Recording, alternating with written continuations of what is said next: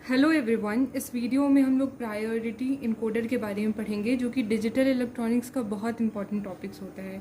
तो देखो आज हम लोग क्या क्या पढ़ने वाले हैं। तो सबसे पहले इंट्रोडक्शन पढ़ेंगे, फिर एक 4x2 प्रायोरिटी इनकोडर देखेंगे, ठीक है, एग्जाम्पल से समझेंगे, ठीक है, बेसिक इसका एप्लीकेशन देखेंगे, ट्रूथ टेबल देखेंगे, उसके बाद फिर उससे लॉजिक एक्सप्रेशन बनाएंगे और फिर लास्टली होगा इम्प्लीमेंटेशन। ये रहेगा टॉपिक, हम लोग इस तरह से पढ़ेंगे सीक्वेंस।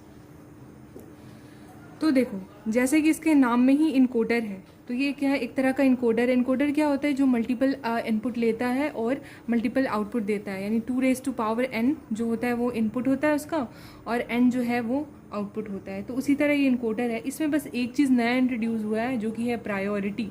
ये प्रायोरिटी पे काम करता है, आगे समझ आएगा। देखो एक और चीज़ याद रखना कि इनकोडर, जो सिंपल इनकोडर होता है ना, वो एट अ टाइम एक इनपुट सेलेक्ट करता है, बट यहाँ पर मल्टीपल जो है इनपुट सेलेक्ट होते हैं, ठीक है। तो वही लिखा हो, work like an encoder but gives priority to higher order input. Higher order input example से देखो समझ आएगा। जैसे मान लो कि एक I2 है, ठीक है, I2 है, उसकी वैल्यू है 1, ठीक है, और I1 की भी वैल्यू 1 है, लेकिन दोनों में से प्रायोरिटी किसको मिलेगा, I2 वाले को मिलेगा, और आउटपुट मेरा क्या आ जाएगा, 2। उसी तरह I3 रहेगा, तो I3 की सबसे ज़्यादा प्रायोरिटी है, तो आंसर मेरा क्या आ जाएगा, 3। मतलब कि ये कह रहा है कि प्रायोरिटी इनकोडर एक स्पेशल टाइप का इनकोडर होता है जो कि मल्टीपल इनपुट जो होता है ना वो एक बार एक्टिव हो जाएगा, और नॉर्मल इनकोडर में क्या होता है, एट अ टाइम एक ही इनपुट एक्टिव होता है, ठीक है।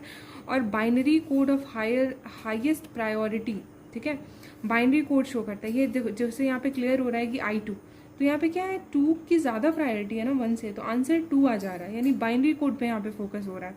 I3 यानी इसकी प्रायोरिटी ज़्यादा है, तो 3 आंसर आ जा रहा है, ठीक है। अब जैसे ये एक एग्जांपल लेते हैं, 4x2 इनकोडर।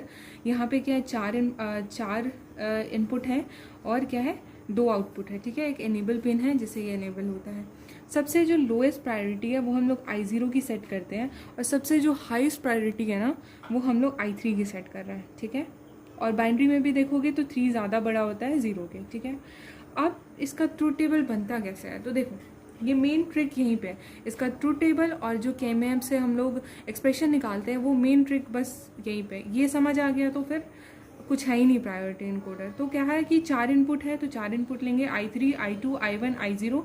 2 आउटपुट होगा, Y1 और Y0, और V एक होता है जो वैलिड इनपुट शो करता है, वो आगे समझ आएगा। तो जो सबसे पहला केस है ना उसमें क्या करते हैं, कोई सा भी प्रायोरिटी हम लोग सेट ही नहीं करते हैं, मतलब सबको 0 0 0 कर देते हैं, ठीक है। तो वहाँ पर जो है आउटपुट वो कुछ भी होगा, कुछ भी को रिप्रेजेंट करते हैं। जब एग्जैक्ट वैल्यू हम लोग को नहीं पता होती है तो वहाँ